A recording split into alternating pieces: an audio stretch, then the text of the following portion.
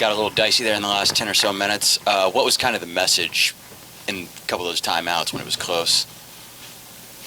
Pretty much the opposite of what ended up happening. We talked about finishing. We talked about not letting up, winning the last war, and we didn't really do any of those things.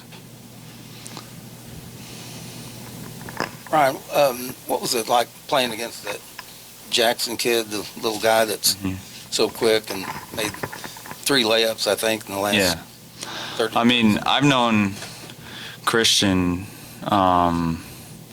since I was in like middle school. I played on the same AAU team as him 1 year. He went to a prep school in Sarasota near me, Victory Rock Prep. I also knew Dang Riak, played on the same team as him. But so I know his game. Like, kid is so crafty, so shifty, so quick. He's a blur in transition, and when he has freedom like that coach gives him and a green light, he can be dangerous. He's one of those guys where you're like, dang, if he was 6 foot, 6'2" or something, he would be unstoppable. Kind of like Chris likes, but I mean, that's my guy. Like, I've trained with him over the summers, and I go to their gym and work out with them. So it was good being on the same court as him. We actually played him a couple years ago when we played Long Beach State, and he transferred to Akron. So it was good seeing him again, but he's a hell of a player. I think a close game like this can be good for you. It had been 4 straight kind of blowouts almost. Yeah. I mean, definitely. I feel like you learn more from these closer games. Not necessarily great because we're making mistakes, but if there are mistakes that we correct and we can learn from, then it'll help us down the road. The coaches weren't sugarcoating anything. They let us know that this was a much better team than the teams we've been playing, and we believed them, and we knew it was going to be a tough game. I'm just disappointed with the way we kind of let up on the gas pedal once we got out to that early lead or extended the lead in the first war of the second half and pushed it to, I think, 22. That's when we really got to stomp on opponents' throats. There's a new three-point line this year. It has not seemed to affect your shooting or anyone else's shooting on the team. But I'm curious if you've noticed the spacing any different this year. Does it feel like there's more room on the court, or does it feel like the exact same as last year? Yeah, I mean, very slightly. I think a lot of teams use that three-point line as kind of a marker for their defenses, and now that it's pushed back, there's definitely a little bit more space.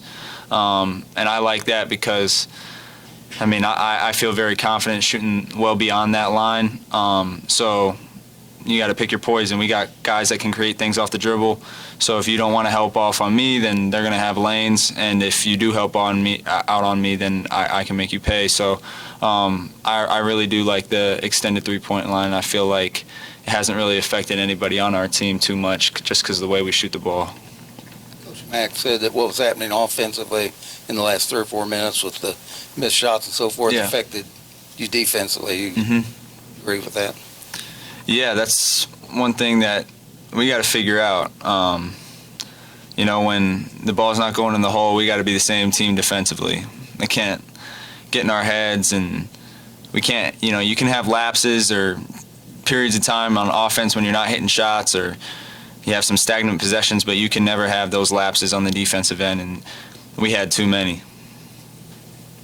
As highly as you're ranked, as high as your expectations are, does a game like this affect or sow any doubt, or is it just something that you slough off and tomorrow will be forgotten?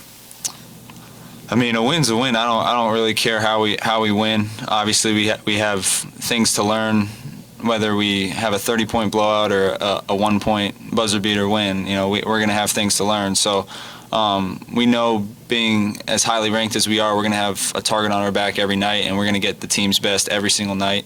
And so we're ready to go, you know. Anything else for Ryan? Anyone? One more? Yes, about Dwayne. We see him play, and we can tell he's a warrior, as Matt called him. He's kind of a bulldog. What's his mentality like when you train with him, when you practice with him? What kind of mentality does he have? He's just so matter of fact. Like, it's just who he is. I mean, I call him a monster all the time just because he's so relentless. He never takes a play off. He's an everyday guy. Never takes the play off in practice. He's just going to give you his all every single play. He doesn't, stop when he's tired.